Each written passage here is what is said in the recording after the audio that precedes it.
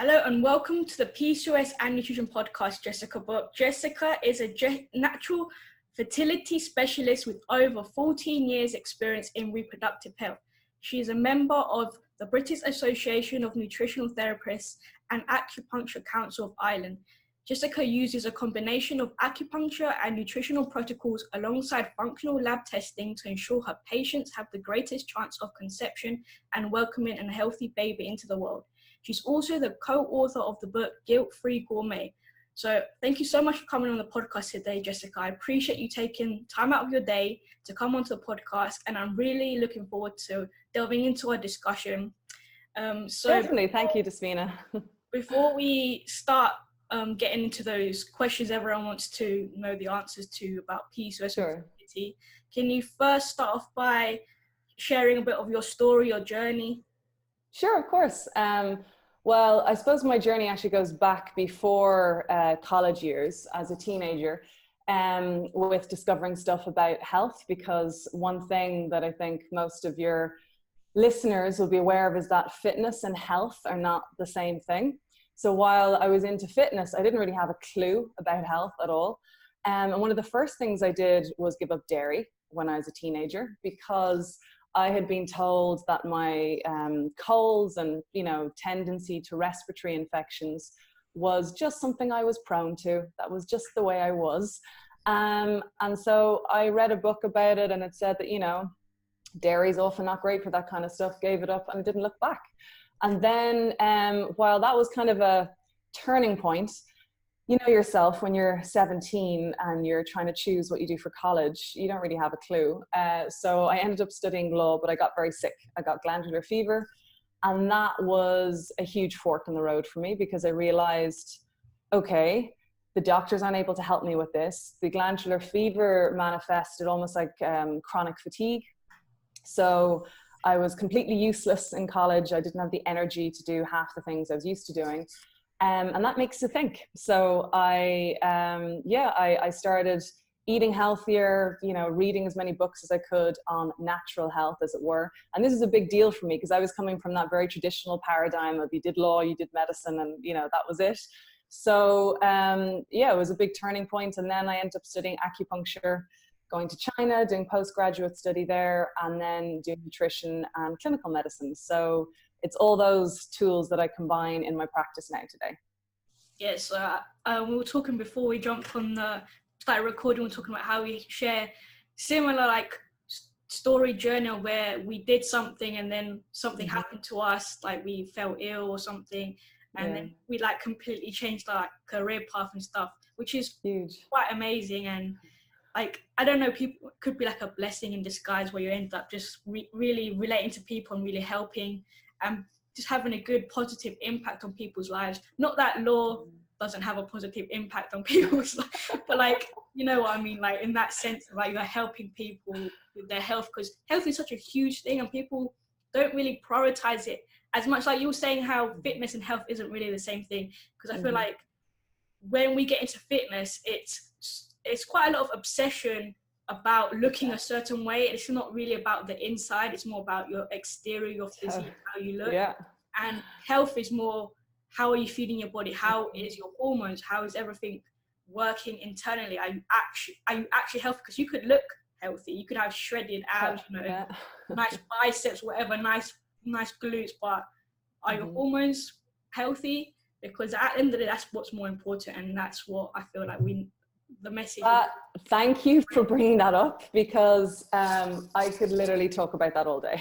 So, you know the film The Matrix. And so I know it's a while ago, but the blue pill and the red pill, and seeing the truth, seeing things for how they really are. I definitely feel that is something that happened for me, because now when I'm seeing women in clinic, I'm seeing them for who they are.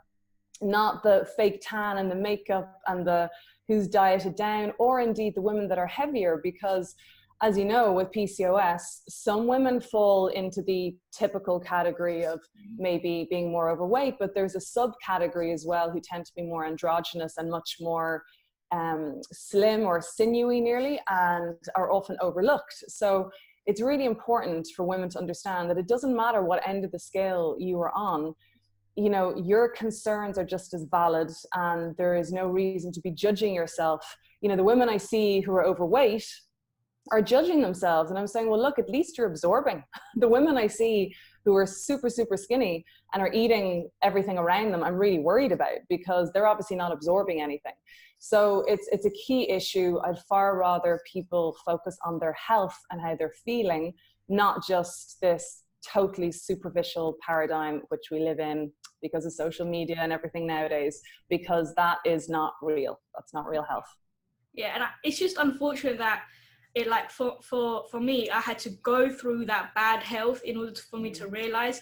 So it's really about preventing experiencing negative effects of the obsession and the restriction, because you just don't want to go through that phase. You just want to be living a healthier lifestyle rather than all that stuff, because that is just on another level bad.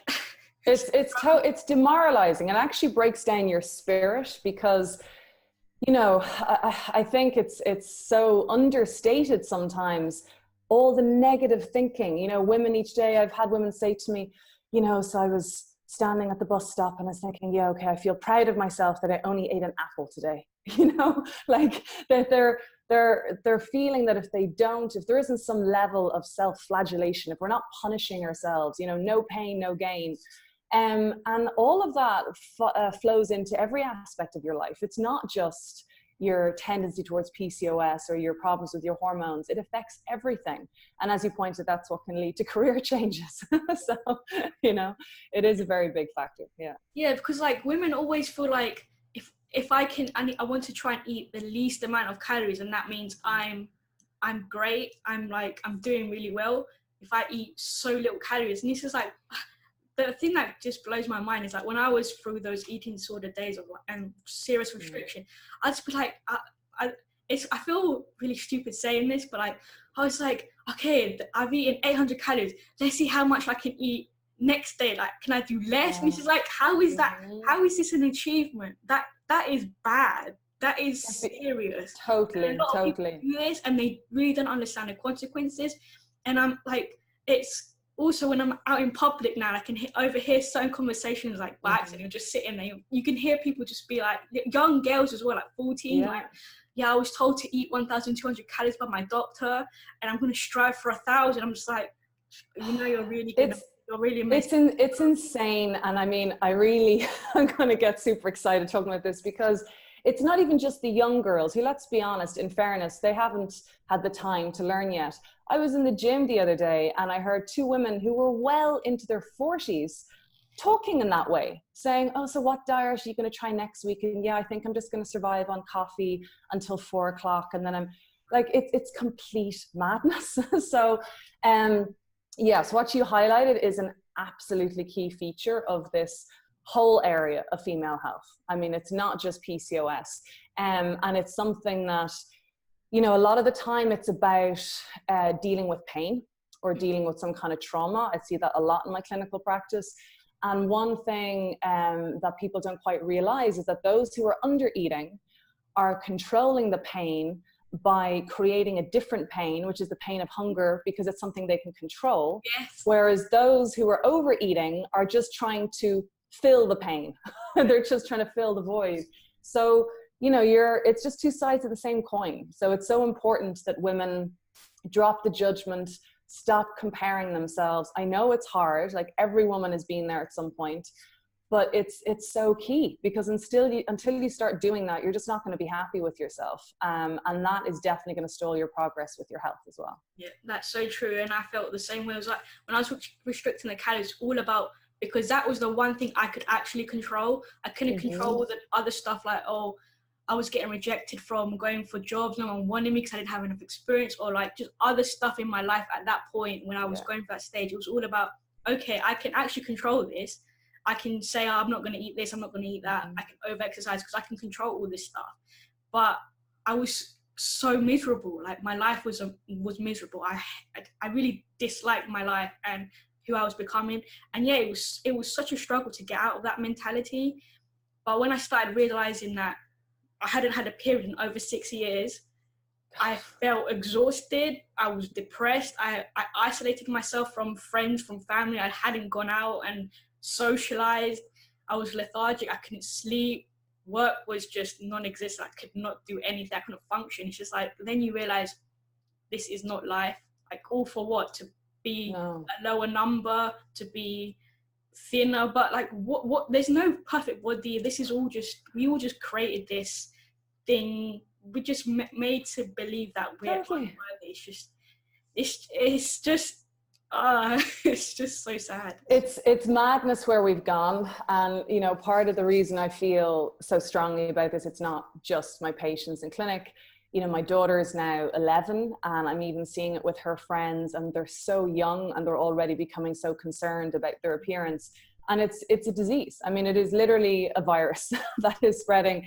I might add, mainly within the Western world, because if you look at developing areas, they're not really caring about that. They're caring more about their day-to-day life. So you're right, it's a totally false construct. But I think it's so important as well, going back to the matrix, you know, and how I see things now. You know, so often women, you know, in terms of comparison, view others, you know, whether it be the beautiful pictures on Instagram or somebody sharing stuff on Facebook or any of the other platforms, and they're feeling inadequate. They're feeling, I'm not good as that person. I have seen so many cases in clinic that would shock you. I had a woman before who was super slim, super successful in her work. You know, she was, you know, well-educated, attractive, all the things that you'd seemingly aspire to. Yet her symptoms didn't add up. And when I queried her further, turns out she was a cocaine addict.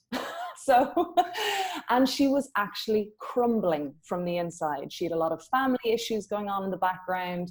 She was not taking care of herself at all. It was all a facade. It was all a mask. And I think once people realize if we could just drop our masks and start being real with each other, life's so much better. Life's way more enjoyable. And life is short. So you do have to do what you love. And by taking care of yourself and actually thinking more positively about yourself, then all this stuff and all the PCOS challenges, which I know is a lot to be dealing with and we'll be talking about, but there's so much more that you can do when you're coming from a good place.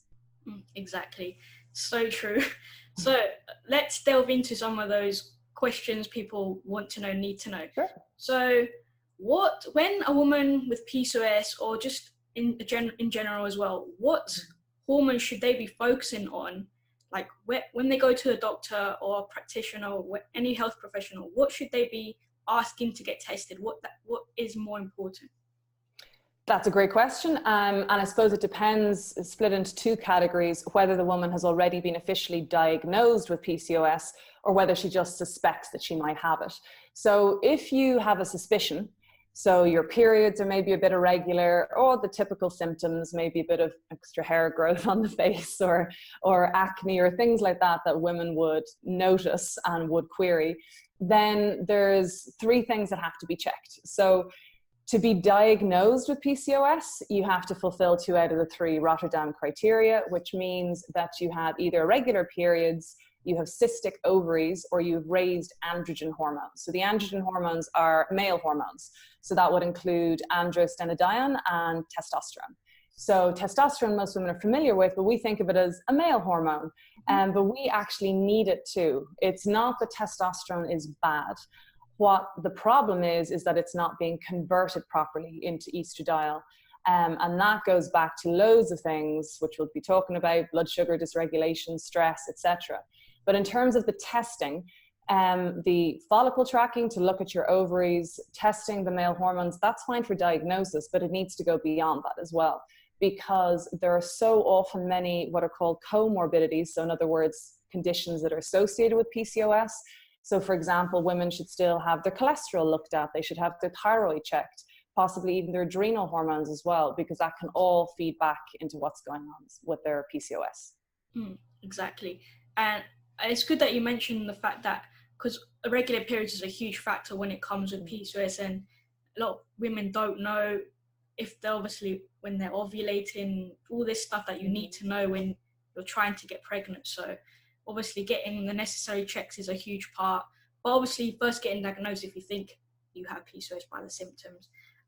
So those tests are pretty important to get that formal diagnosis and to go through the right treatment approach rather than just copying someone on social media that said, I did this to balance my hormones or something. I don't. Yeah, copying others is a dangerous game. Please be careful. I know that, you know, internet forums, for example, it's wonderful that we now have support online.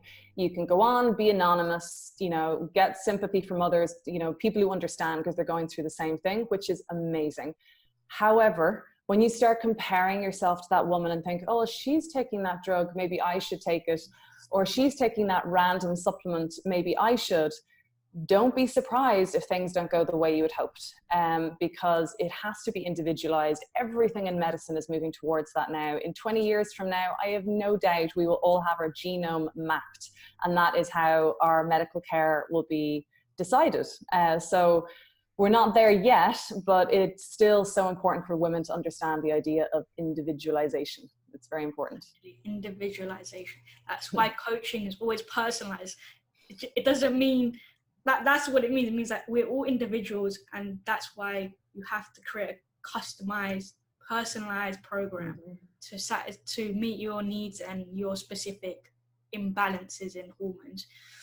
So how can a woman with PCOS go about improving her fertility? What are the key areas she should be focusing on? Great question. Also complicated in terms of the answer, for exactly that reason we just discussed. So what I would say for someone who has PCOS and they're trying to figure out how best to tackle it, if you want to know the answers, you've got to know the root cause first. So just by way of giving a few examples, because, you know, I could literally see, as we were discussing earlier, 20 cases in clinic, and they could all have different root causes. So you need to get very familiar with yourself and with your health. That means if you have, for example, any secondary health conditions. So for some women, they might have a history of autoimmune, and that's having an impact on their tendency towards PCOS, because there's actually another subgroup of women who have both PCOS and endometriosis, which is a very tough place to be, but that's extremely common, that there's a crossover, because endometriosis is now classified as autoimmune. You could have gut issues, you might have suffered a trauma, or, you know, for example, a bereavement or a lost job.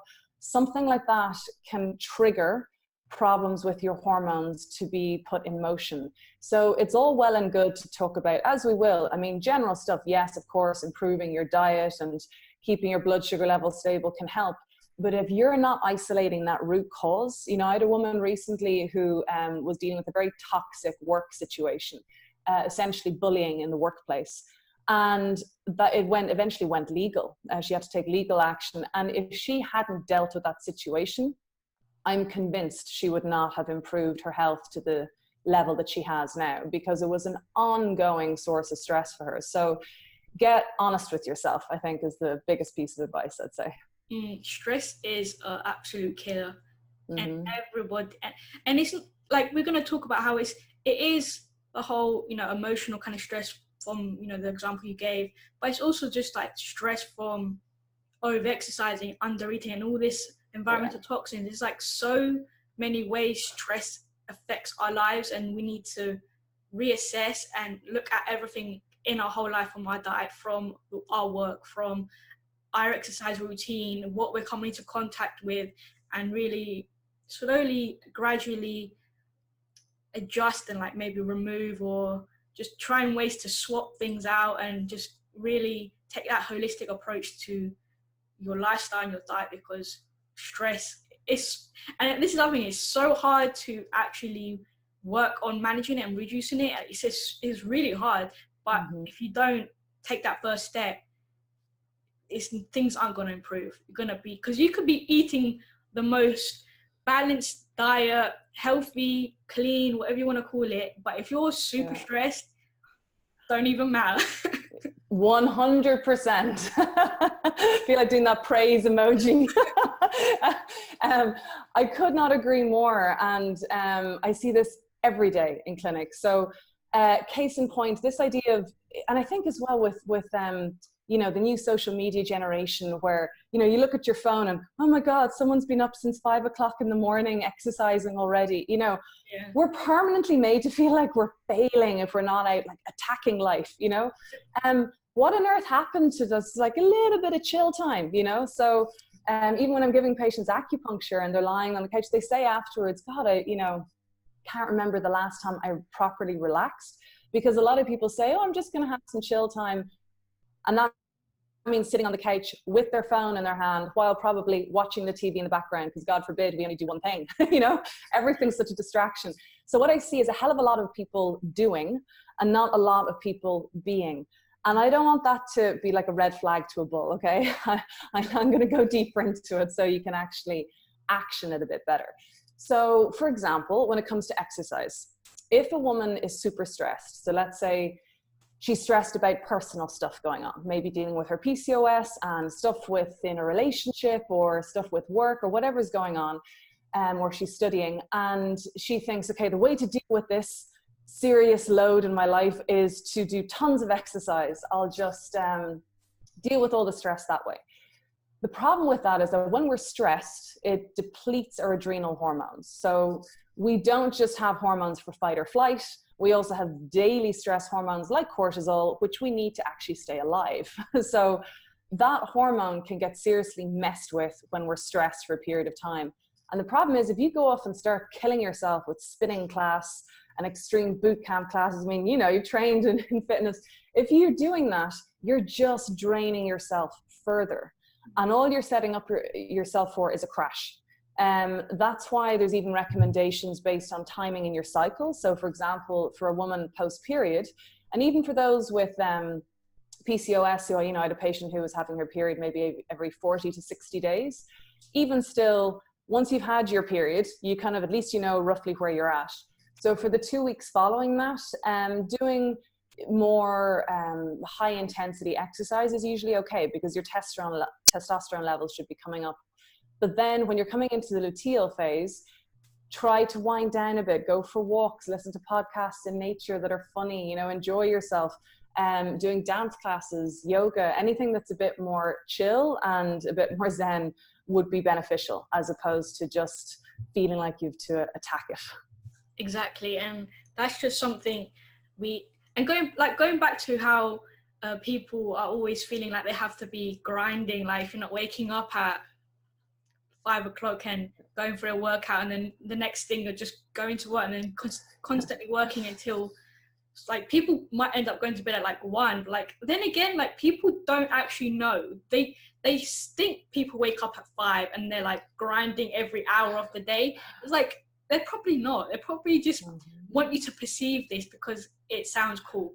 And like everyone's like, and everyone's guilty. Like I'm personally guilty of this as well. I feel like when like I feel like I need to always be on this go because I get like I see people online. I'm like, oh, I'm not working hard enough. And as a business owner, like my online business, I'm like, maybe I need to be working 24/7 and waking up early. And then I'm like, but like I really need to take care of my hormones. This is the priority for me. And if I'm 100%, if I'm sleeping well and rested, then I'm more creative. I'm more motivated. I want to work. But when I'm forcing it, I'm like, I have to get up. I have to work.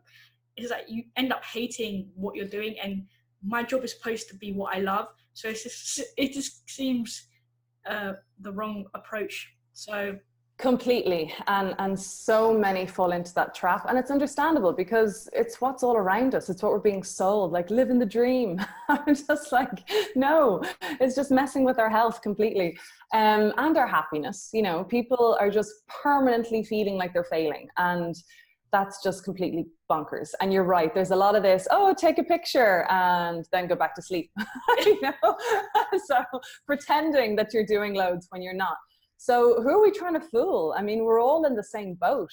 We're all the same. So I think if there's just a little bit more support of one another and honesty, you know, I'm the first when I'm talking to my patients and they're just assuming, God, she's just some health Bourke from outer space. You know, she just landed on Earth this healthy. No, I mean, I went through it all. I had really painful periods. I actually took the pill for my leaving cert exams purely to stop the pain of my period. What did it do? Of course, it stopped my period, but it didn't stop the pain. I remember writhing in agony during my geography exam.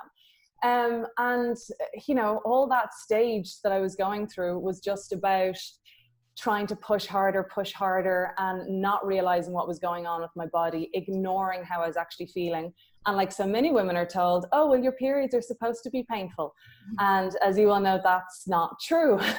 We've been sold that lie for literally decades. You know, that's what women have been told, and it's not the case. So it is very true. You have to be more patient with yourself, kinder with yourself, and then you'll see progress. Yeah, because we really can't. There comes a point where you can't keep going. We end up running on fumes. It's like a car. The car doesn't go on forever. You have to fill it out with petrol.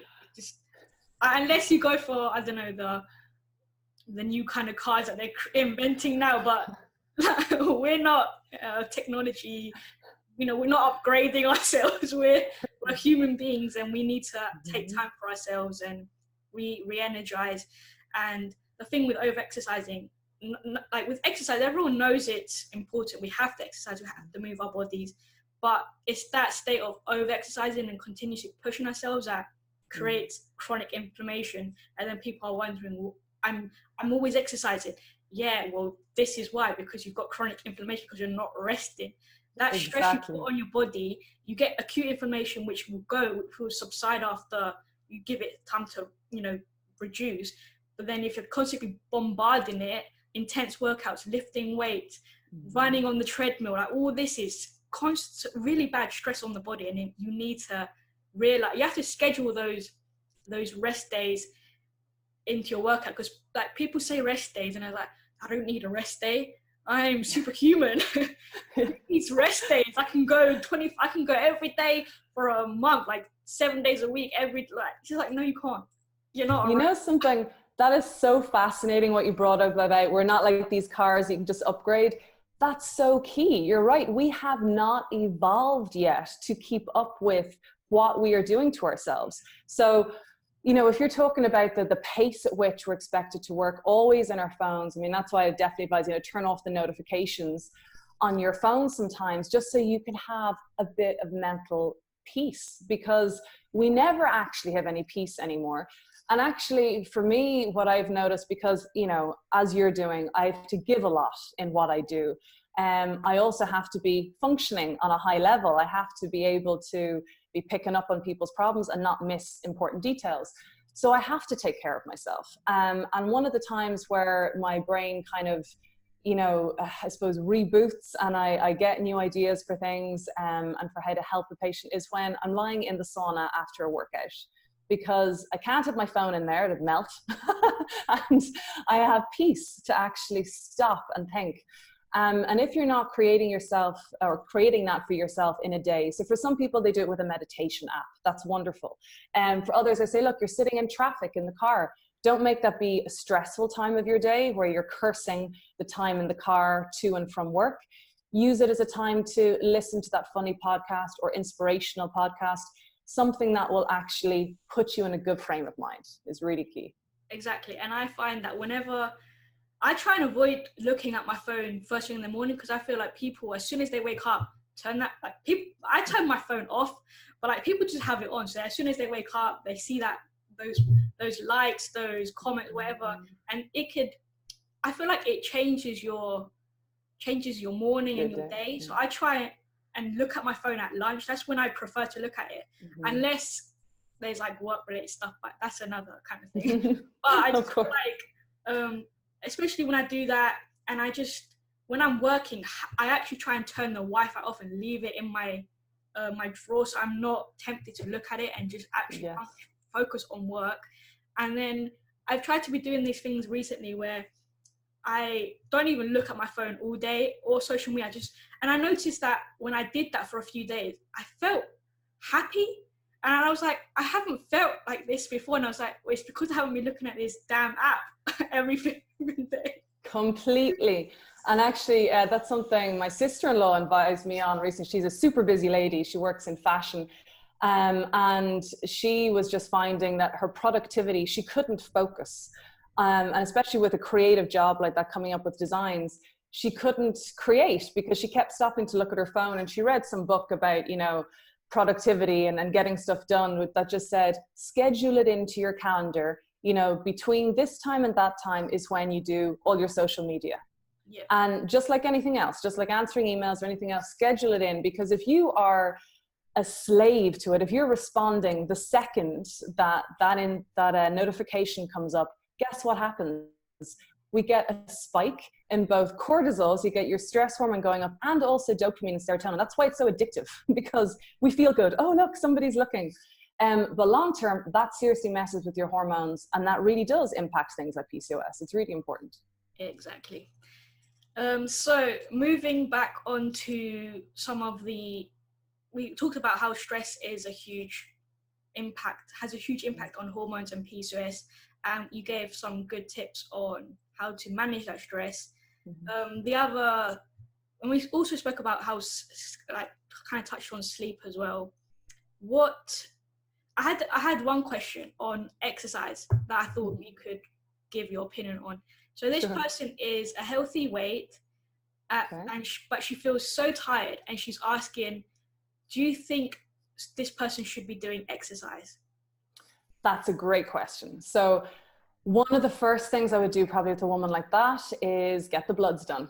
I always say it's better to test, don't guess. So, you know, there's no point in you pushing yourself. I see that so often, women feeling, oh, I need to exercise, and that's why I don't have energy, because I know if I exercise, I'll have more energy, but I don't have the energy to exercise. So it's this vicious circle.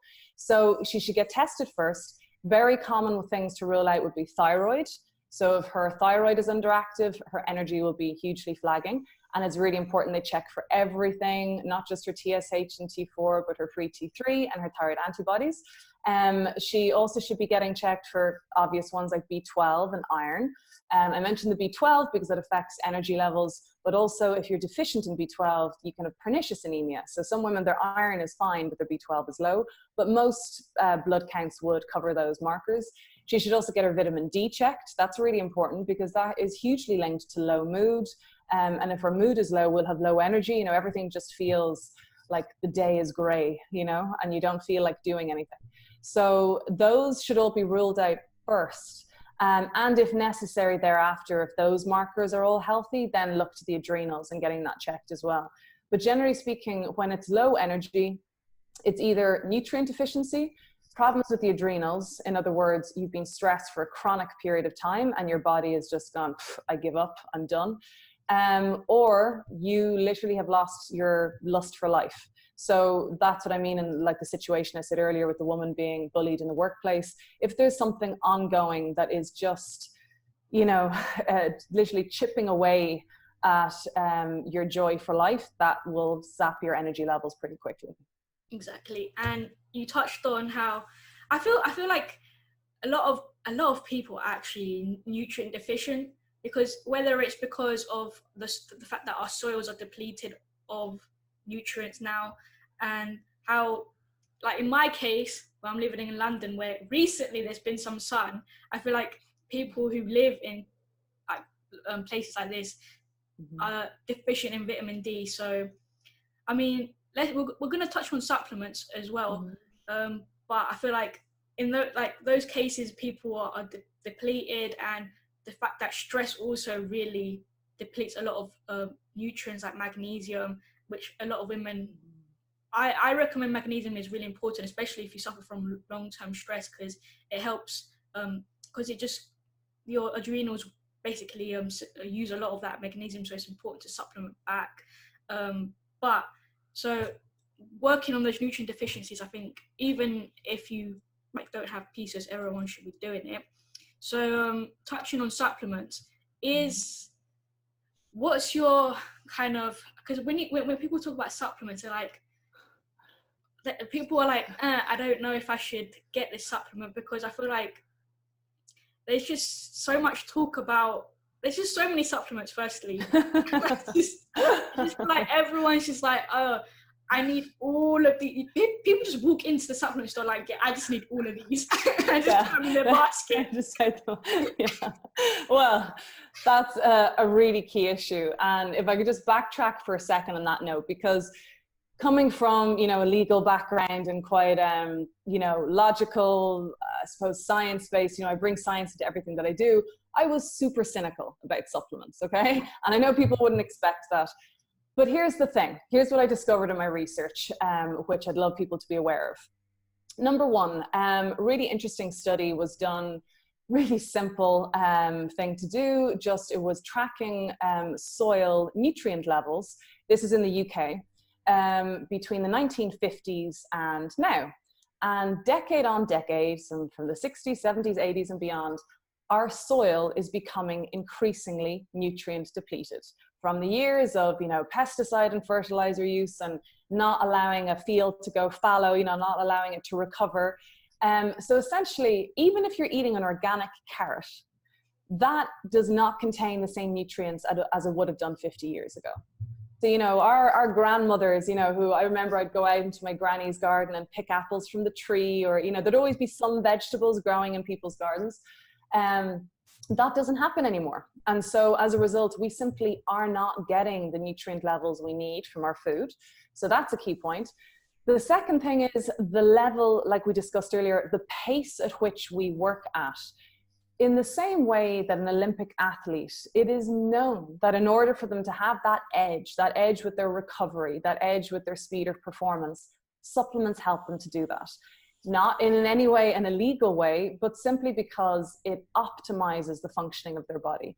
So I certainly would like a bit of that. I want to make sure that I could function optimally because, like I said, I need to do that so I can give my best to my patients. So similarly, what I found with talking to patients about what they need, most people will need some supplements. I mean, we know that if you're not outside getting the sun, you need vitamin D. That's absolutely critical. So there are certain ones that we are always going to need to take, because while I absolutely advocate for get it from your diet first, once you've got your diet in check, the supplements can help things along. So for example, if someone had problems with the digestion and that was triggered by stress, well, while you're trying to address the stress, let's support your digestion with maybe some digestive enzymes or hydrochloric acid, things that can help you to at least absorb the nutrients from your food, because otherwise it's going to be a vicious circle and you're going to lose out on that. Secondly, when you're talking about dysglycemia, so with PCOS, people have problems regulating their blood sugar levels. There are definitely certain nutrients that can help with that. And like you touched on with the magnesium, magnesium is hugely depleted with stress and with exercise. So using any of those magnesium gels or sprays after training or after a hard day's work so that you can actually chill before bed is a good idea, and would be considered relatively safe. Same would go for the blood sugar balancing nutrients that I was referring to, such as chromium, which helps to stabilize your blood sugar. And sure, there's even clinical research showing that cinnamon, which you can add to your porridge or whatever in the morning, helps to regulate blood sugar. So there's a lot that you can do and take. And the final point I'd make on supplements, because you said there's so many out there, you know, how do you choose, is quality. Okay, so we all know inherently the difference between a fast food restaurant and a Michelin star restaurant. Okay, so with supplements, very often I get people coming to me and they say, oh, you know, Jessica, I've been taking these fertility supplements for the last 3 years and nothing has happened and I don't feel any better. And I said, well, congratulations for at least informing yourself. But the problem is that, number one, you are self-prescribing. Number two, a lot of the supplements in the market are very generic and they are low dosage, so that wide numbers of people can take them. But that isn't what you need in your case. So you definitely have to get help and advice on it. And number two, you've got to get the best quality stuff you can afford. Yep, exactly. Great kind of disclaimer there. Like people just walk into, like, for example, a supermarket and be like, yeah, this is going to be really good. It's like, look at the bags, like, well, these ingredients are pretty bad. Bunch of Actually, if I could just interject there quickly on that note, because this is a really good, I suppose, tester for people. If you're trying to figure out, is a supplement good or not, it's going to be difficult for a layperson, because you know, I am trained to know that magnesium in the form oxide is very poorly absorbed, whereas glycinate or citrate would be better absorbed. But for someone who's just looking at a supplement, how are they to know that? Invariably, the supplement companies, and take note, who spend their money on marketing don't spend much money on the raw materials. So that tends to mean the vast majority of the brands that you see in supermarkets and many pharmacies are often not that great, because their budget is not being put where it's required. Whereas other manufacturers that focus, they tend to be more research brands, you know, they'll have research in their name title. They tend to focus more on the raw materials, and then they're depending on practitioners to get the word out. But that is something I'd advise, definitely. Yeah, no, that was a good bit of information there, because I think a lot of people won't know whether a certain supplement is good or not based on just as a layperson. So yeah, that is pretty interesting to know as well. So, but yeah, a supplement, it can be beneficial, but again, it's just a supplement. It's an addition to your diet of eating healthy. So you shouldn't just think, oh yeah, I'm just gonna eat burgers and chips, but I'll take my vitamin B12 just to be on the safe side as well. So you really have to strike that good balance. And yeah, like you were talking about how from back in the 50s, like the soils have just been depleted, and I think it's just all because of demand for produce, for food, has just increased. And we can see that with even animal products, how animal products have become full of hormones and antibiotics. I feel like we're constantly just injecting the animals to help increase the amount of supply for the demand, and that's just how our food quality just starts to just decrease and become very poor, and people become sick because of all this bad stuff we consume, we put in our body. So I mean, even like, that's why, like you said, going organic, it tends to be better. But then again, like what would you say for people who can't afford the better kind of quality food? Because it's quite a large proportion of people. And that's a massive question, and I get asked that a lot. So there's a few things. First off, people should check out the Environmental Working Group's website for the Clean 15 and the Dirty Dozen. So when you're talking about the Clean 15, what does that mean? Clean 15 means the groups of food, as in fruit and vegetables, that would be usually okay to eat, even if they're not organic.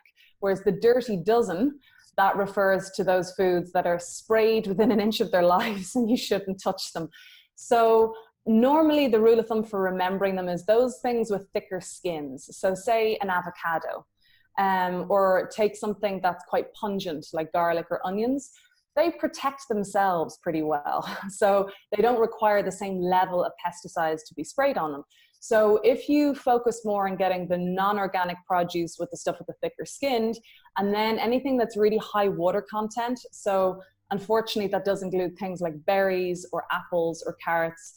Try your best to get them organic where possible. I generally find as well that supermarkets often aren't the best place to get them. I mean, if you have a local farmer's market, I mean, I remember I'd get a big box of carrots, and they'd give you trade price on it. So definitely try to be a bit shrewd. Or in the summer, I'd buy a load of organic berries and I'd bag them up in the freezer so that I have them, because it's definitely true. I mean, it's completely ridiculous, the price of organic food.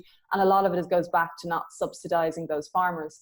But when it comes to meats, as you rightly pointed out, I actually had a patient recently who did this. She bought a chicken breast that was organic and a chicken breast that was just standard. Now, bear in mind as well, free range does not mean organic. Free range means they have a bit of room to run around, but they could be fed anything. So they could be absolutely still full of hormones. And she cooked it on the griddle pan, and then the organic chicken breast stayed the same. It just cooked. The other one just leaked liquid into the pan, because what they often do is, and this has been widely documented, they inject a chicken breast to bulk it up, because if it's higher volume, it's a higher weight, which means they can sell it for more money. So be super wary, and it's not something that I want people to get stressed about. We have enough to think about. But what I generally advise, if you are concerned about the quality of your food, try as much as you can to buy better quality meat. Same goes for the fish as well, because unfortunately our oceans ain't that clean either anymore.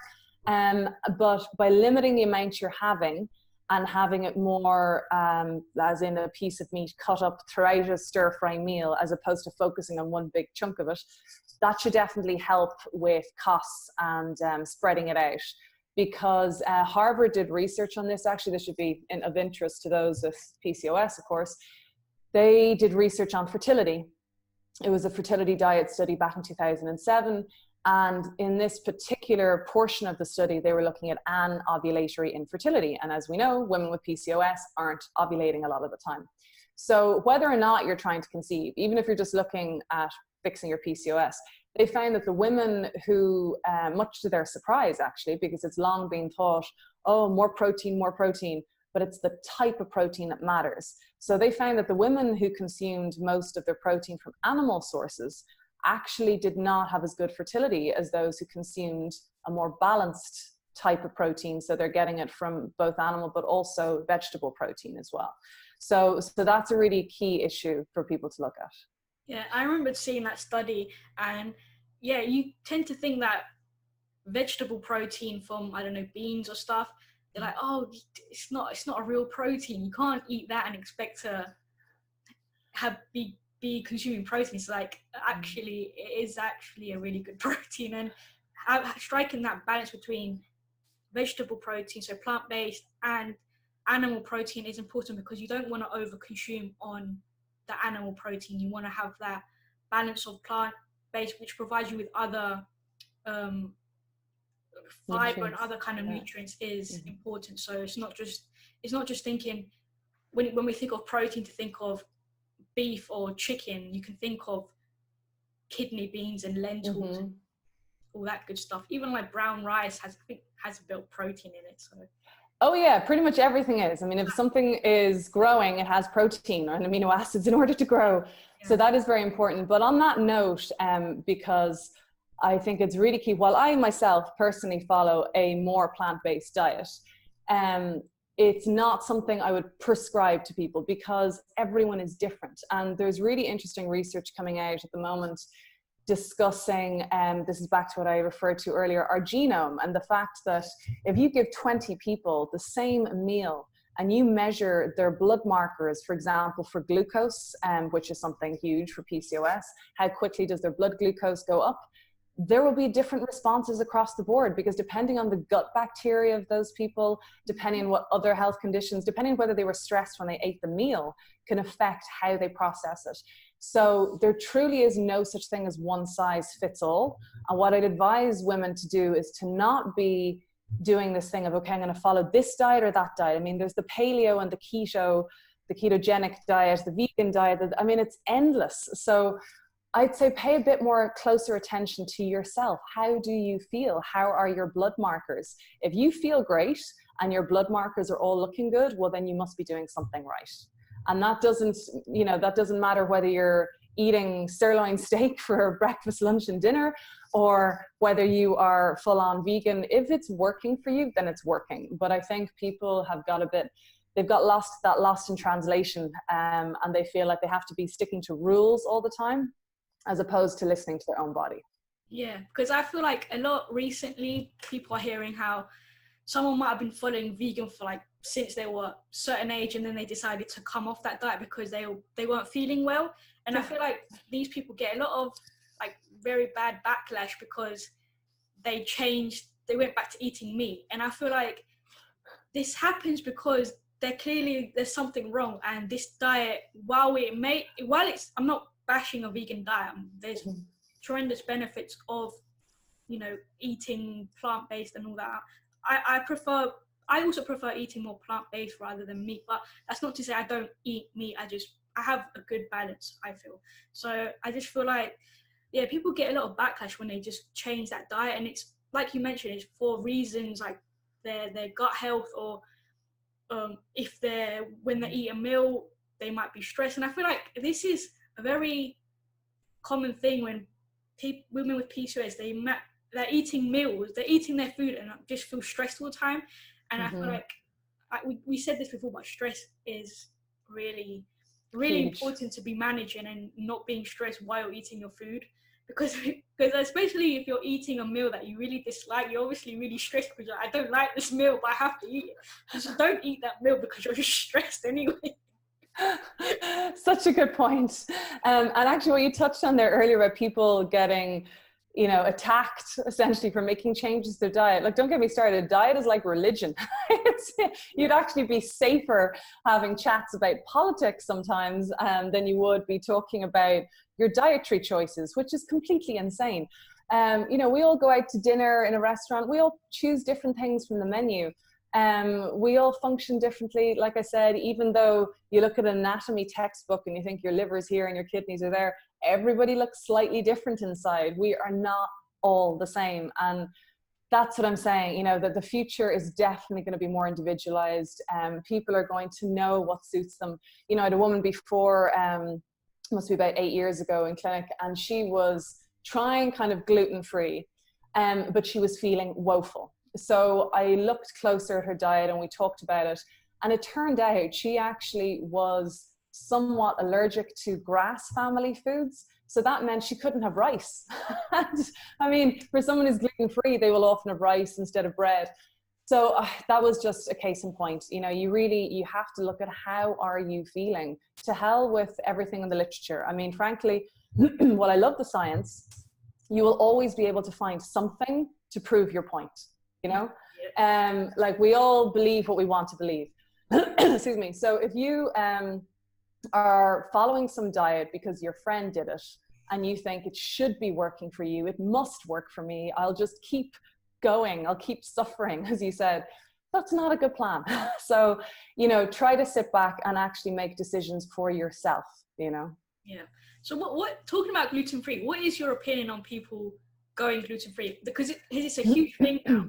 And there's, research saying, it's a good thing to avoid gluten because it can cause inflammation and other problems. But then other people saying, gluten is it's necessary, so don't avoid whole grains and stuff like that. So what would you say to our listeners who are on the fence about gluten? I'd say, like everything, you got to experiment with it. So, for example, we're not talking about celiacs here. Okay. So someone who's been diagnosed as, you eat gluten, you could die. That's a problem. And that's a very real issue. What I think has transpired, and it's something I actually discussed in detail with my brother, I have two, the one who I did the book with, because he was researching a lot for another cookbook he was writing about making breads and the mechanisms of making bread. And he said, a lot of the deal with gluten is more about the rubbish that we put into breads now, because he has informed me that according to EU regulations, up to 5% of the ingredients in bread do not need to be disclosed. There is no legal need for them to tell you what's in that 5%. And he said it can be things like chalk, because calcium carbonate to calcium enrich your bread is actually chalk. That's a chemical word for chalk. And lots of preservatives and additives. When you put a thing of bread into the bread bin and it is still soft a week later, there's something wrong with that. Okay. You go on holidays to France and you buy a baguette and it's like rock hard by that evening. So I think there's definitely a certain element of the quality of the product you're buying, just like we said about the fruit and veg and meat. Is that you need to be looking at something that literally only has a few ingredients. That is the flour, salt, water, yeast. Now that said, for those with compromised gut function, temporarily cutting back on gluten, and certainly processed sugar is a big one as well, can give you the space that your gut needs to heal and to get better. But truly, and I remember a professor telling me this years ago, a really healthy person should be able to have a fizzy drink and a big pizza and be okay. Because if you're truly healthy, your body should be able to process that for elimination. Mm-hmm. However, obviously, don't ask your body to consume that for 3 days in a row because you'll feel pretty rubbish. So I think the balance thing definitely needs to be there. But for many, they could benefit from a temporary time frame of really cutting back on it. Yeah, good tip. And I think, like you said, we have to experiment and always get tested to find if you're, for example, allergic to something, or you have a condition which requires you. Because if you're experiencing symptoms after eating a food, then those symptoms, your body's giving you those symptoms because it's struggling with that certain food. So you have to get to that root cause and work on it, finding a way to reintroduce those foods, because not all foods aren't bad. It's just our bodies they're changed and they're not able to manage or break it down. So I feel like go get to the root cause and work on it. So if it comes to eliminating it for a certain period of time and then working on that and then reintroduce it, and then that's fine. But yeah, I just feel like with food, it's all about looking at the label and just reading it and being like, okay, I know what wheat is, I know what water is, but what is this? Because I feel like if you see a long list of ingredients, just like, why would you put all those chemicals and man-made things in your body? Like, you wouldn't do it. And like, this is not the thing. The thing also is, if you do it once, if you do it on a, like, not, I feel like a balanced diet is important. So when we talk about don't eat bad processed foods, I feel like it's that balance. It's about being flexible and knowing that if I eat this food, the majority of my diet is going to be whole food. So I can allow that freedom to eat a pizza if I want one day. Because I feel like I get so many messages from girls and like women who are always asking me, if I go out for a work dinner, or if my work brings food in, like pizza or donut, like, what am I supposed to do? Like, can I eat it? Is my PCOS going to get worse? And this is like, I just always say, if you just do it once in a while, like once every week, or you eat a slice of bread, then just know that you can do it, but make sure your whole day is full of your fruit and veg, your lean protein, healthy fats, and then that one slice of bread or that one slice of pizza or whatever it is, really, in the grand scheme of things, isn't going to have a huge impact. So people need to stop stressing about the little minor things, because that's such a valid point. That stress again is just, it's endless stress. But it's also endless self-persecution. You know, I failed, I had a piece of bread. And the worst part about that framework of thinking, is that it leads people to give up. They go, oh, I caved, I had that biscuit, now I better eat the whole packet. And, you know, then the next day I'll feel so rubbish about myself, I'll just keep going. No, it's so true. I know it's difficult for some people, and I do worry when I see people in January who are like, so I'm going to do this detox. And I actually almost forbid it. I forbid detoxes in January. So I'm like, it's freezing cold outside. Do not tell me you're going to go off and have a load of juice and raw stuff for a week. You will feel woeful. You need warming foods. You know, that's my sort of Chinese medicine teachings coming in, because there's a reason why most raw foodists live in Florida, because it's warm. So of course they can eat that over there. So yeah, I completely agree. Just because you have one item, you know, if you need to structure it for yourself, some people find they need to do that, then try to be good Monday to Friday, and you have your night off on Saturday, for example, or Sunday morning brunch, or if you miss having a ton of coffee, have your, you know, roast organic coffee then. So it's more about, changing the focus and not being so tough on yourself, because there's so much surrounding food. It's not just what you eat, it's how you eat. Like you rightly said, if you're super stressed when you're eating the perfect diet for your body, then you're not going to absorb it properly. There's also the speed at which we eat. We're literally downing food, running back to the office, and your body hasn't even realized that there's food in your stomach. And you're having to, you know, throw in the stomach acid. It's called the dumping effect afterwards. And so you're not digesting properly either. So it's much more complex, this whole issue. And also going back to the issue of your genome, there was research recently that I thought was fascinating, that changing people's diets in the study within 3 to 4 days changed the bacteria in their gut. So if you're eating a different diet, you're going to crave different foods because there's going to be different bacteria in your gut, which is incredible. That is pretty fascinating.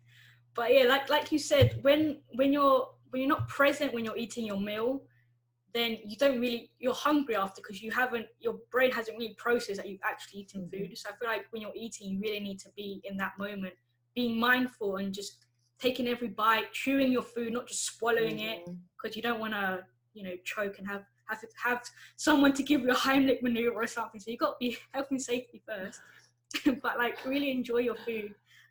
So yeah, I just think those are just really critical things to pay attention to, and just I really think finding that balance, and it's going to be hard, especially if you come from like binge eating or eating sort of background where you struggle to find that balance. It's going to take a while, but I think even if you allow yourself something unhealthy, quote unquote unhealthy, bad, whatever you want to call it, I feel like if you just eat it, something like a bit of chocolate every day. I'm not recommending that you do it every day, but I'm just for example's sake, if you do that, you're not gonna want to binge on it because your brain's like, well, I can have it tomorrow. So why do I have to have a king-size Cadbury chocolate bar? And I saw your story about chocolate being good for PCOS. and it's true. I mean, there's so many antioxidants in chocolate. It's just that if you taste a raw cacao nib, for example, it's bitter. It's like a coffee bean, it's super bitter. So the problem is all the crap we add. It's all the sugar and all the dairy that we're adding to it is the difficult part. Yeah. But you're absolutely right. Anything that breeds denial, I'm actually, when I'm helping women with their diets, because let's get real here for a second, everyone has cravings for different things. And I ask people to be honest with me about it. Do you crave salt or sugar? Is, cheese, if someone told you they're going to take cheese away from you, like, would that make you feel like going crazy? What is it that is your crutch?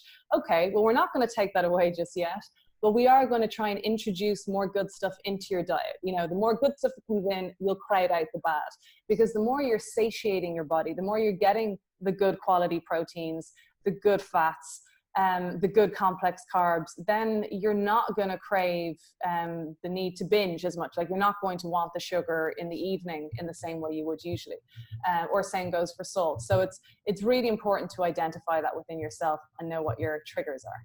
Yeah, exactly. And that's just so true. And I feel like with PCOS, 70% of women, around 70% of women with PCOS also suffer from insulin resistance. So I feel like if you're always suffering from those sugar cravings, so you eat lunch or you eat dinner and you're like, immediately I want a bit of chocolate, I need something sweet, then I feel like, because a lot of people say, oh, how am I going to control it? But I feel like it's not about controlling it. It's about, why are you suffering from these sugar cravings? There's a reason for it. So once you get to the root cause, treat your insulin resistance and find a way to balance your blood sugar levels. You're not going to have those after every meal, I really, really need to have a bit of chocolate or some sugar to like tide me over.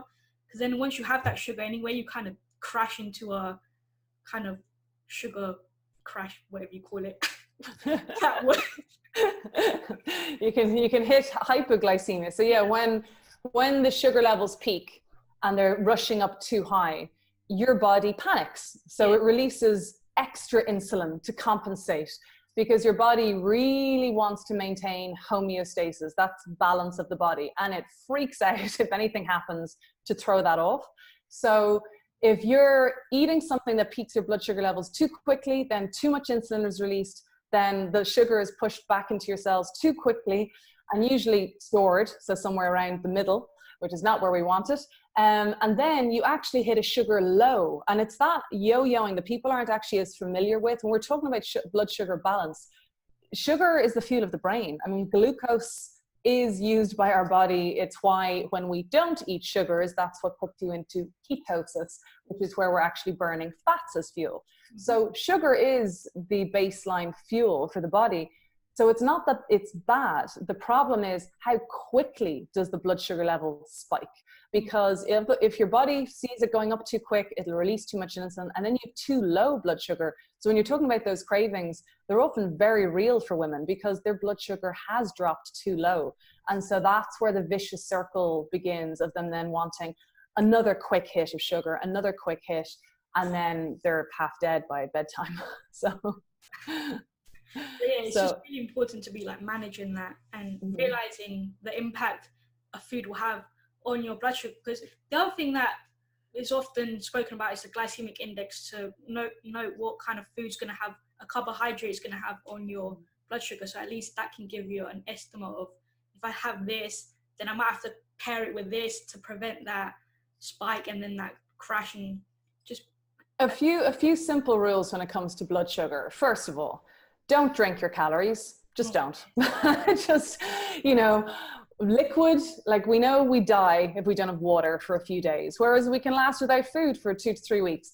So your liquids should be water, herbal teas maybe, and you know, if you're going out enjoying yourself at the weekend, there are non-alcoholic options available. Generally, they're very high sugary, sweet things, but there's non-alcoholic beers. There's things you can try to have. But in the main, try not to drink your calories. I see a lot of women who are, oh, well, I'm trying to up my fruit and veg, so I'm having more smoothies. Now, again, smoothies can be great if you're making them yourself at home, and the smoothies ingredients are primarily greens, and maybe you throw in half an apple or something to sweeten it. But I think the rule I'd use is if you go to drink something and your feeling is, this is really good, glug, glug, glug, glug, then it's invariably too sweet, okay? Then you shouldn't be having it. But if you're adopting that rule of not drinking your calories, that will make life much easier straight away. Second thing is, when you're eating, just be conscious of having some kind of protein with a sugar. So for example, for women with PCOS, their blood sugar levels can be so sensitive that, or their insulin levels can be so sensitive that if they, for example, in the morning when they woke up, ate a banana, that could act in the same way as a chocolate bar on their body. Even though it has the fiber, of course, it's the fiber with the liquids in the banana, that could still trigger a full-on, you know, hyperglycemic reaction. So all you need to do to counter that is have the banana with a handful of almonds, something that has a bit of protein and fat, and that will slow down the speed at which the food leaves the stomach, and therefore they won't have the same peaks and crashes. Yeah, exactly. Always look at your meal, and I mean, I don't overcomplicate things. I think that people, when you say compare it, was like, oh, what am I going to eat with this? Yeah. Really keep it simple. You just want a protein, you just want a fat. Yeah. So like, nuts have protein and fat. It's easy. That's simple. Exactly. Don't overcomplicate it. No. And as you said, if you've had plenty, you know, good protein and fats with your dinners, and having some dark chocolate after your meal is fine. You know, it's more when, you know, people have woken up, like this whole thing of the intermittent fasting, which I know you were touching on recently, such a key issue, because it can be great, but I would only ever use it in women who have already reached a certain degree of hormonal balance. For those who are super stressed, you know, actually, case in point, I had a doctor attending me as a patient. And she was doing the intermittent fasting, which meant that she was having nothing but coffee until approximately 2 p.m. Then she'd have a light lunch. Then she was exercising hard in the evening, and then eating a big meal after that. So her whole circadian rhythm, you know, her body clock was way off. You know, she was obviously, as a doctor, was feeling like, yeah, no, I've got this. I'm, you know, I know what I'm doing. And I said, look, let's just break it down, shall we? I'm not meaning to tread on anybody's toes, but first of all, while yes, the research shows that black coffee can help prolong the fasting process and apoptosis of cells and all the good stuff, you're having way too much coffee. You know, 1 cup, not 3 to 4 cups to keep you going because you're starving. Secondly, exercising so late in the evening. If we're really exercising, and I know it can be hard with people's jobs, okay? So I'm not, you know, trying to take your exercise away from you, but try to think on it if you can. If you're able to exercise more midday, like at lunchtime, take a longer lunch and stay a bit later in the office in the evening, it's to your benefit, because when we exercise so late, it triggers all your adrenal hormones, so you're wired. But then you're asking your digestion to work hard to break down your dinner at a time when you're meant to be going to bed. So, you know, that's just an example of how intermittent fasting can go wrong. But generally speaking, while it can be very good for blood sugar regulation, and that's huge for the PCOS community, please be very mindful before you embark on anything like that. Get all your bloods done. Try to get your ducks in a row, you know, get things checked out. Give yourself a chance to improve a bit first before trying something like that. Yeah, I think getting the necessary blood work done before jumping into a change in your lifestyle is really important, because like you said, it can cause negative problems. And yes, it does have tremendous health benefits for blood sugar, insulin, increase of insulin sensitivity, even like depression, and just other markers. I just feel like when you're constantly stressed, this kind of approach can really wreak havoc. And you really got to be careful for women who are, with your menstrual cycle, when you're changing your food intake, because you're not supposed to obviously eat less, you're supposed to fast, but consume the same amount of calories. I feel like it's sometimes people might struggle to just eat all of their calories in a certain time window. So you really got to be cautious and careful if you decide to do it, if you've been given the go ahead by someone who's, knows about it, and, your markers are fine. So, and I just feel like also when you're doing fasting, I just feel like when people have caffeine in the morning, it's obviously a stimulant. Black coffee is a stimulant. Obviously, if you just have it straight with like nothing else, obviously it's just pure black coffee, it triggers a fight or flight response. And I just feel like that just raises your blood sugar and insulin. And then, it's just, you're not eating anything else for like a very long time. That your just blood sugar levels are just, I just feel like you need to be careful with your food and your lifestyle before you just. And that goes back to the idea of individuality, because yes, there is stuff in the research that shows that stress response that the coffee causes can be beneficial because it's triggering all of these regenerative mechanisms within the body. In the same way, why do people have cold showers? It's a stressor, but it's a stressor that can stimulate regeneration. But the problem is, as you pointed out, if somebody's already super stressed, they don't need any more of that stress floating around. It's like, you don't want to go 2 steps forward, 10 steps back. So make sure that you're getting yourself on a more even keel first before you contemplate trying some of that sort of more, deeper stuff in terms of doing the intermittent fasting. And as you pointed out, some people find it hard to cram in the calories within that time frame too. And that's tough in your digestion as well. So it's super individualized. Don't be, beating yourself up if you're thinking, oh, I can't cope with this eating for 8 hours and, not eating for 16 hours, the standard fasting window. If it's not suiting you, then look at why. It could be the hours that you're working, it doesn't fit in with the window. It could be that just your physiology isn't suiting it at the moment. So just be kind to yourself. Yeah, because also the other thing is that people on the other spectrum might end up binge eating because they're just so hungry because they haven't eaten for most of the day. They just end up everything that they see is like, I've got to eat this because I don't know when I'm going to eat again. Because it takes a while to become accustomed to the change in your kind of eating window. So, I mean, like we've said, it's all about individualization, making sure that it's suitable for you. Because if everyone knows if they're stressed. Like we know if we're a stressed out person and we need to take time to lower that stress. So if you're that kind of person, stuff like this that triggers more stress is a no-go at the moment. That doesn't mean that you can never, drink your coffee or do intermittent fasting to see the benefits, because it's got great health benefits for regeneration as well. So it's not like you can never do this stuff. It's just assess your current situation. Ask yourself, can I actually do this? Be honest with yourself, because a lot of the time we're never honest with ourselves. We're just like, yeah, I can do it. I can do everything. Like, oh, this is a new trend. I'm gonna try this, and then it doesn't work, and you feel worse. It's just like, really be honest and assess your situation. So it's just 100%, because as you pointed out there, why are people doing the intermittent fasting? Why? In most cases, to lose weight or anti-aging. That's kind of what brings people down that path. So you have to be very mindful of where you're at, because otherwise it can be just way too much. And actually as well, it's a really important point about eating disorders. I wouldn't have any woman with a history of an eating disorder, even if it's something she conquered 20 years ago. I wouldn't have her go near intermittent fasting, because it's creating rules again. It's creating, it's feeding into any of that kind of OCD mentality where it's about control. Again, I don't think that's helpful. Yeah, I mentioned that in the blog post I wrote as well. It's like, I mentioned like the benefits, who would be for, and then like who I literally should not do this. And I was like, yes, if you have an existing or had an eating disorder, do not do this, because I just like if I was to do it, I'll be like, I would know that it would mess me up completely. And that's not to say I do try and fast for the maximum 12 to 13 hours. I don't do anything more than that, but it's usually, I do it because I finished eating dinner at like 6 or between 6 and 7. I'm done eating. I don't eat anything else. And then I'll eat the next meal at like, I don't break my fast as soon as I wake up. I might wake up at 6. I'll eat at between 8 or 9.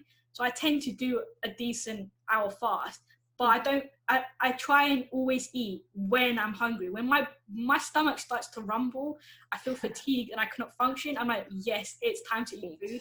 Because I feel like a lot of the time we go off times and other stuff rather than actually listen to our body and being in tune. Like with intuitive eating, I had a podcast with with one of the co-authors of the intuitive eating book, and it's really just about being in tune and listening to your body.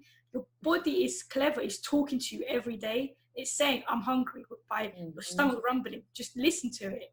If you're tired, your body's telling you, I'm tired. Just listen to it. It's talking. I mean, amen. Yeah, 100%, because it's crazy how, you know, there was an amazing TED talk I was watching the other day, this fascinating woman talking about the inner workings of our bowels, which isn't exactly dinner party conversation. So a lot of people don't like to think about it, but it's really critical, especially for women, because if you're not passing regularly, and by regularly, I mean at least once per day, ideally more than that if you're eating 3 meals, you're not processing hormones and excreting them out of your body. So it's a big deal. But it was fascinating because it just showed, it spoke to that point exactly, that if you're not listening to your body's signals, because she was joking about, oh, you might be thinking, I need to go to the bathroom, but oh, wait, I'm at a TED talk. This wouldn't be a good opportunity. So maybe wait till later.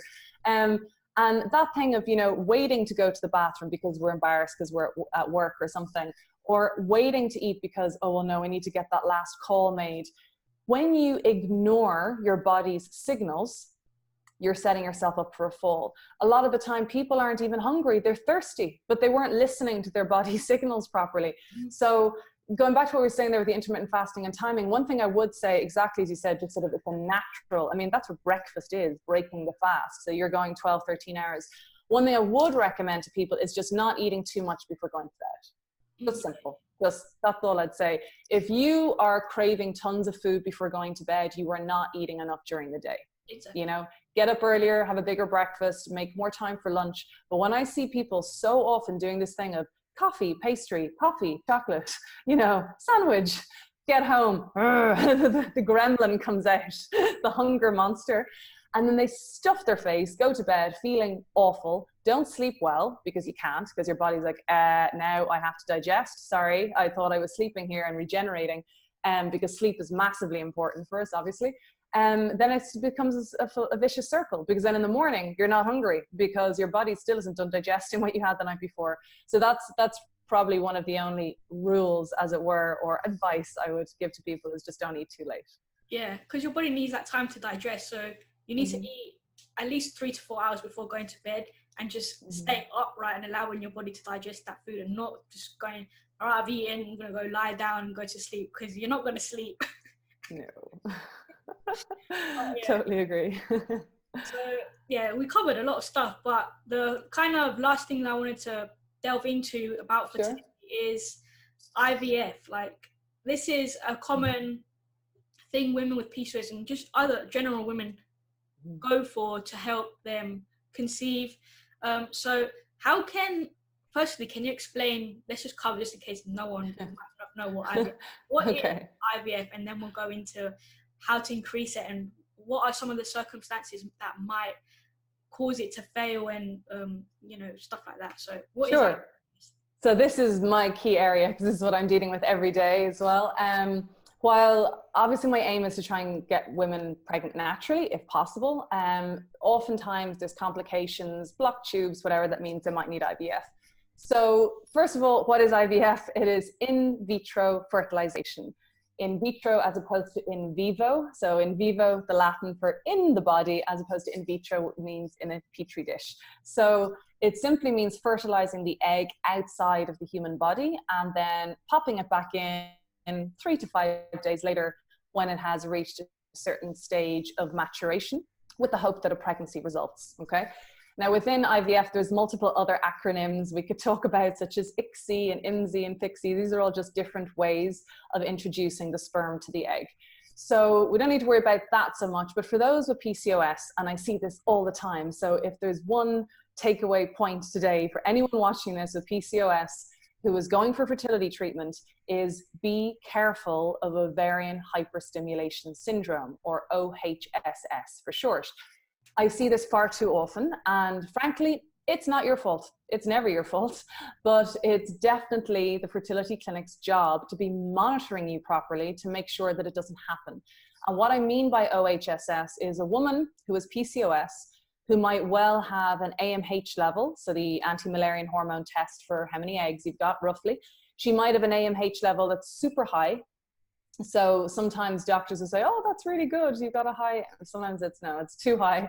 If you then go for IVF treatment, you have to be super careful that the levels of medication that they give you are not too high, and that they are checking you regularly with scans, like every few days. If they leave you off for a week, if they give you your IVF protocol and say, so we will scan you for your baseline scan, so to check it's okay to give you the drugs, we'll scan you on say day 2, and then we won't see you again until day 8 to 10.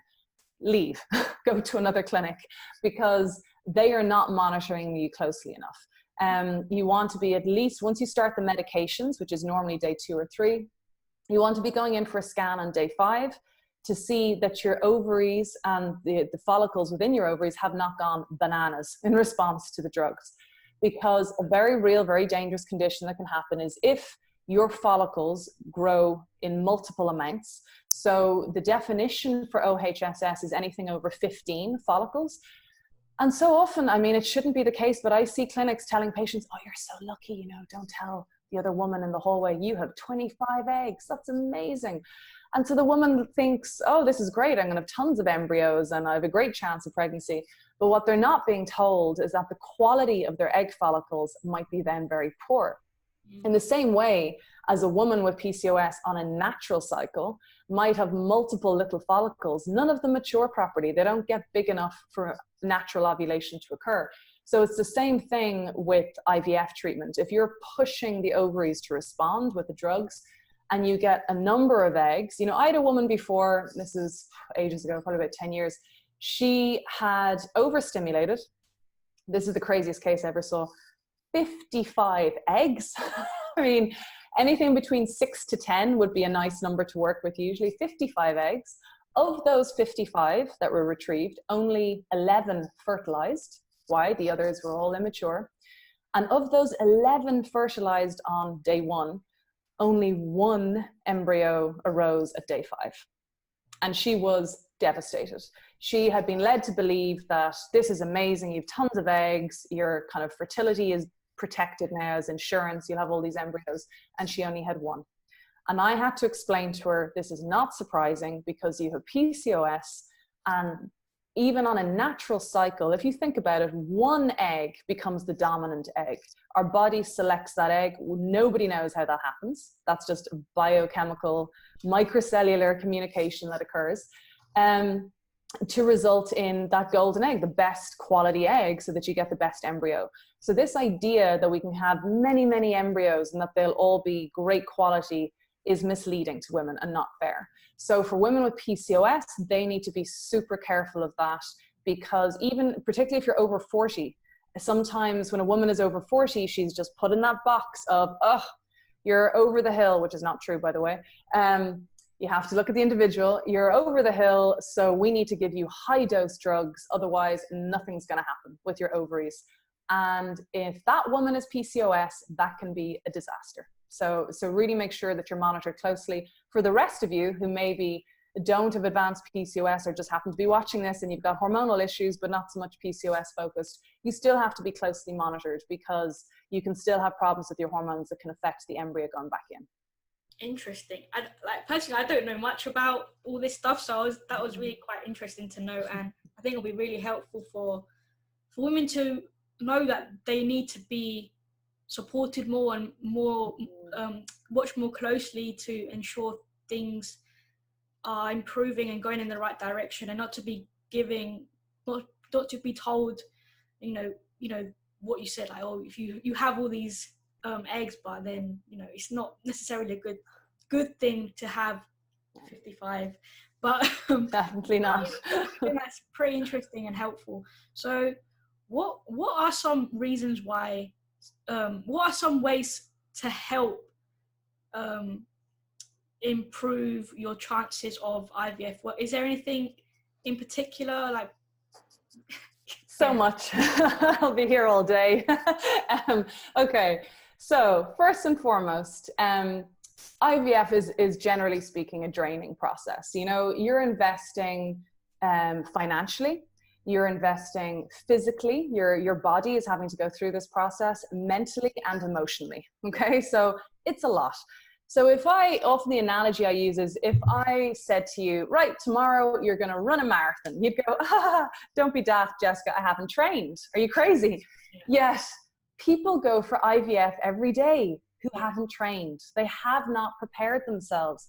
And, you know, even for those who are over 40, and of course, I'm the first person to be aware of timeline. But, you know, I had a woman in recently who was 43, and she said, look, Jessica, you know, time is running out. I only met my partner, you know, fairly within the last year. So we just met late in life. It wasn't that I was delaying my fertility, but I need to get on the IVF train now. And I agreed. I said, yeah, of course, we want to capitalize on your fertility, but there's no reason why we shouldn't take the next few months to prepare for that cycle, because there is no way your egg quality is just going to fall off a cliff because you take those few months to prepare. If anything, your egg quality could actually improve. And that's a term, if anyone feels like Googling it, called folliculogenesis, the genesis of the follicle. There's a lot of research there you can look at, which proves that a woman's egg follicles, while we have them since birth, they're not ready to go. They have to mature. So the first piece of advice to prep for IVF is you have to prepare. You have to take that time. The same goes for the guy, assuming you're not going for donor sperm or going it alone, because I see plenty of cases like that now. But if you have a partner, make sure that they are getting their sperm checked properly, which includes a sperm DNA fragmentation test to assess the quality of the sperm. Because just because there's semen analysis, which tells you how well they're swimming and their shape, even if they have millions of sperm and they're all swimming well, if they're carrying flawed genetic material, that's not good. So they might have to improve their health through diet and lifestyle in order to better the sperm. And then once you've covered all of that, you have to check the internal environment properly. That should ideally be done in advance, because, for example, I was quoting this research the other day in the Human Fertility and Embryology Association, HFEA in the UK. They have found that of the patients attending for IVF, more than 50% of them shouldn't be there. They do not need IVF. What has happened was they weren't thoroughly vetted and they weren't thoroughly checked before going for IVF, and ended up having to spend fortunes on treatment they didn't need. So by checking the internal environment, which means, are your tubes free of debris? Are your tubes open? If your tubes aren't open, the egg can't meet the sperm. Simple as that. So for those, particularly if you're, you know, still in your 30s, you know, you have to get that done before you're going for IVF, because you could well get pregnant naturally. If a woman is well into her 40s and isn't feeling that it makes much sense to wait around, fair enough. You maybe don't have to get the test to check for your tubes being open, but you should still be checking the internal environment of the womb. Because if you're carrying that baby, I don't care whether you conceive naturally or whether it's with IVF, the womb environment has to be checked to make sure there's no growths, such as fibroids or polyps or things that are going to make it difficult for implantation. Interesting. So in a case where the IVF worked, but then I lost it, what could be like? That's a miscarriage. Okay, so let me just run through it. So just for informative purposes, a woman can have what's known as a chemical pregnancy.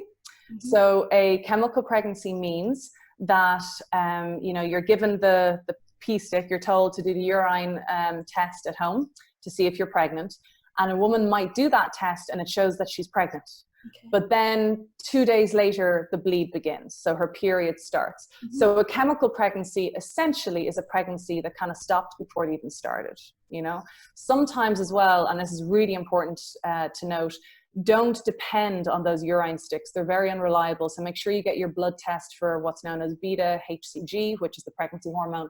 And if that is in any way raised, if it's even at 50 or 80, you were pregnant, implantation happened, but the pregnancy didn't continue.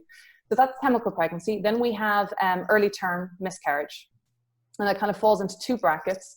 An early miscarriage normally happens between 5.5 weeks to approximately 8 weeks. That's the most common time. Yes, chromosomal abnormalities is a very common cause, but there's multiple other factors, nutrient, genetic, immune, cardiovascular, that might have to be ruled out. But often, and very upsetting for women, they might have a missed miscarriage. So that means you go for, usually the first scan is at 7 weeks to check the heartbeat is there. So often at 7 weeks, if you see the heartbeat, they'll say to you, oh, you're grand, off you go, come back for your 12-week scan.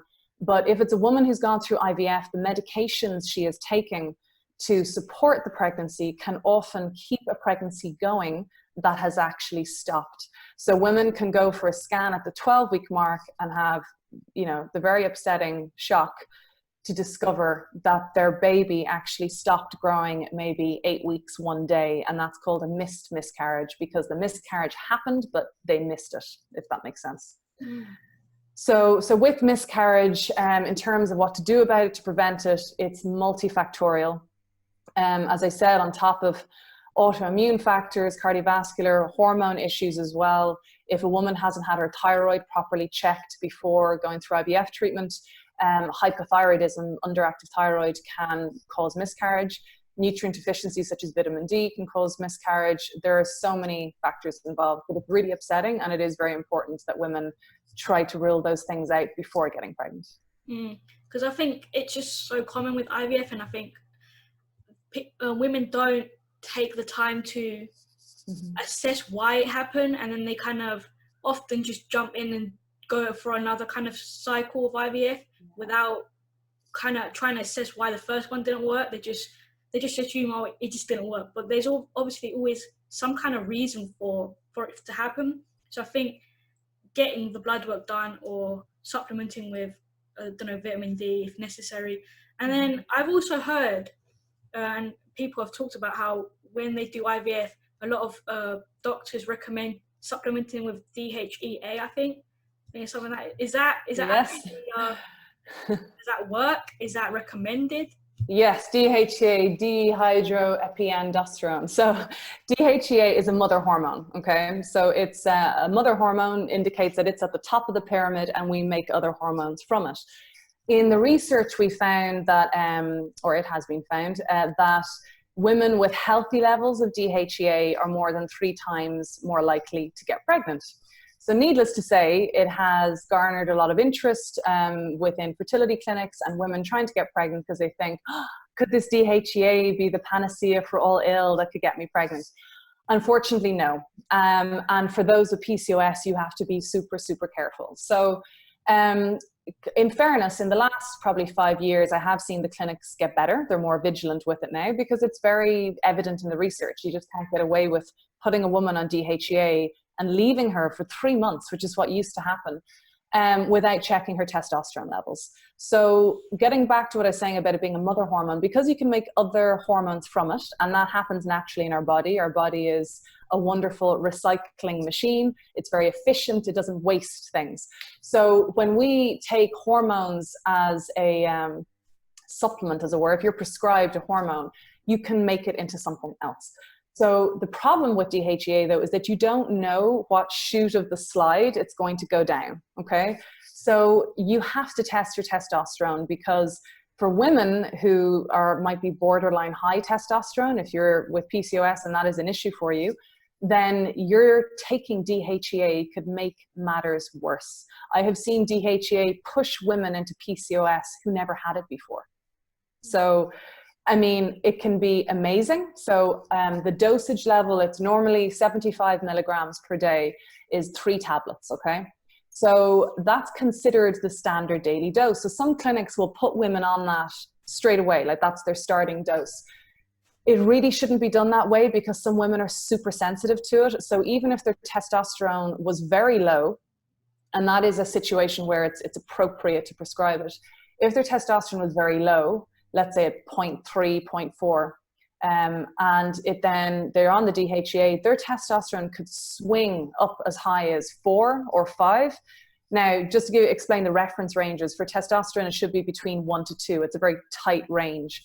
So those women could be messing with their egg quality unknowingly before an IVF cycle that they're preparing for, which is the last thing that you want to do. So for some women, they are super sensitive to it and might only need 1 tablet per day at 25 mgs and maybe take it every other day. They might not even need it on a daily basis. So it's a very nuanced thing, and it's very important that your doctor is being vigilant in testing you every 2 to 3 weeks. Interesting. That's really interesting. I'm glad we kind of touched on the IVF. Is there anything, I don't know, anything else you would touch on, like a final thing to wrap up IVF, fertility, conceiving for our listeners? Yes. You knew I'd have an answer to that. So I think the biggest thing is to make sure you are properly informed, okay? Fertility is scary. I don't care whether you have PCOS, endometriosis, it's, you know, your 4th baby that you desperately want, or you've never had a baby before. It's a big deal. And what I see every day, that if I talk about what upsets me the most in terms of what I see every day, is women having regret. Women feeling like there was something that was overlooked or that they should have spotted, which invariably it's never their fault. You know, you can't expect to suddenly have, you know, a PhD in fertility just because you're going through it. And it can get super stressful, you know, reading stuff on forums, trying to get, you know, you're getting lots of little pieces of information, but basically finding someone to tie the threads together for you, and to help you by giving you information that is non-biased. So I'm not affiliated to any particular clinic. That is non-biased information, so that you can actually make the decision that is best for you in terms of the treatment, in terms of the drug protocol that you're on, in terms of how you get through the cycle. Do you take time off work? Do you not? You know, all of those things have to be factored in. So I would say inform yourself and take the time to prepare. Great way to a final note.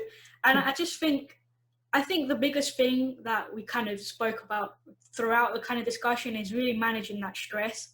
Because I think stress is really going to have an impact on the success of an IVF as well, and just fertility in general. So I think, obviously, I don't know much about fertility. I haven't gone through this stuff yet at the moment. So I can't relate on that level, but I just feel like, obviously, I can understand that it's very disheartening and a very upsetting process. But so I just feel like finding ways to just, it's for the best when you manage your stress. You're doing it because it can hopefully, or, you know, based on balancing your hormones, it will improve your chance of, you know, successfully conceiving. So I know it's not going to be easy, but stress is going to play a huge role in whether a pregnancy succeeds or not. So I think that's... Look, it's massive. But at the same time, what I'm always aware of is I don't want women to feel stressed about being stressed.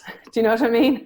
Because women come into me saying, okay, Jessica, so I'm doing the yoga and I'm doing the mindfulness and I'm doing this, and they're totally stressed about trying to deal with their stress. Yeah. So I try to frame it in a different way, which is, you know, try to find your joy. As corny as that sounds, you know, if someone asks me what's the best exercise for fertility, well, it's the one you'll do. You know, somebody says to me, you know, what's the best thing I should be doing for my stress? I said, well, everyone's different. You might enjoy gardening. You might hate gardening. You might like going to yoga classes. You might hate it. You know, it might seem too zen for you. I had a woman recently who took up kickboxing, and she takes out all the frustration of her, you know, fertility cycles and what she's gone through on the boxing bag. And she feels great for it. So managing the stress is going to be individualized, but you are right in that. And for those going through fertility, just to help them to understand it better, when you're going through the process of retrieving the eggs, the stimulation cycle, because very often, and it's recommended actually now, to keep the embryos on ice and transfer them back in at a later date. So not to do a fresh transfer, as it's called. If you are going through a cycle and you're stimulating, it's a very stressful process. How many eggs do I have? How many were retrieved? How many fertilized? At every juncture, there is another thing to make you stressed. So what they did find in the research, because for years fertility clinics were saying, stress has nothing to do with fertility, don't be silly. And then they did studies on cortisol levels, your stress hormone, and they checked it everywhere, in your hair, in your urine, in your blood, in your saliva, anywhere they could find it. And there was a direct correlation between your cortisol levels and whether you had success with IVF. So if you're planning to go for a fresh transfer, and the whole thing has been stressful, you know, trying to fit in the scans and, you know, having to make excuses at work or whatever you're going through, or if you have another little kid at home, which is very common for secondary fertility cases, then transferring it back in on that cycle might not be the best plan because you're super stressed. Whereas with a frozen transfer, at least you can take the time that you need to prepare. You can make sure you're feeling good, that there's nothing else going on. And ideally, for when the embryo is put back in, try to take time off work for the 3 to 5 days after the transfer, because that implantation process is, with a day 5 embryo, could be day 6 either, is happening approximately 3 to 4 days later. So you want to make sure that, you know, I've had women say, okay, like I had a really stressed out solicitor recently, could have been me if I continued with law. And she said, right, so I'm going to have the transfer on Friday. I'll have Saturday and Sunday off work, and then I'll just go back at it on Monday. And I was like, no, no, you can't do that. Because, I mean, you can if you wish, if you have to. I understand everybody has different work concerns, but please try to get that time off, because that's the critical phase of which implantation is happening, and that's when stress can really impact things. So yeah, you're right. Stress is to blame for many things, unfortunately. Yeah, unfortunately. But it's just something we have to find ways to manage it. Like you said, you gave great advice, great tips, and just do what brings you joy, and that's different for everyone. So really zone in on that, on your personal situation, and make small incremental changes. Don't just go all in. You're going to feel overwhelmed. So just slowly, and just be patient with yourself. Like you mentioned, be patient, consistent, just committed to the journey. And eventually, fingers crossed, everything works out. If you've done everything that you can do, you're getting the support, things, hopefully, fingers crossed, will go the way they should be, and the outcome would be a positive one. So thank you so much for coming on the podcast. Before we wrap up, how can our listeners connect with you? Sure. So my website is www.jessicabourke.com. That's spelled JESSICABOURKE. And I'm also on Instagram and Facebook, and kind of on Twitter, but I'm not everywhere yet. I don't have the energy for all these social media platforms, but I'm trying. And yeah, so they can email me directly via my website if they wish. And yeah, I'm definitely happy to help out with anybody that I can. Awesome. I'm going to have your website and your current social media handles in the show notes. So I highly recommend everyone checks Jessica out. Follow her on Instagram and Facebook. You post so much valuable and very interesting content on Instagram, so I highly recommend that. And yeah, highly recommend follow her. I hope you all enjoyed this episode. Thank you again for coming on and taking the time out of your day. We've literally spoke for quite a long time, and I apologize for taking so much of your time. I feel like we just covered a lot of good stuff, and I really enjoyed chatting with you. So thank you so much. Absolutely. It was my pleasure. Thank you so much.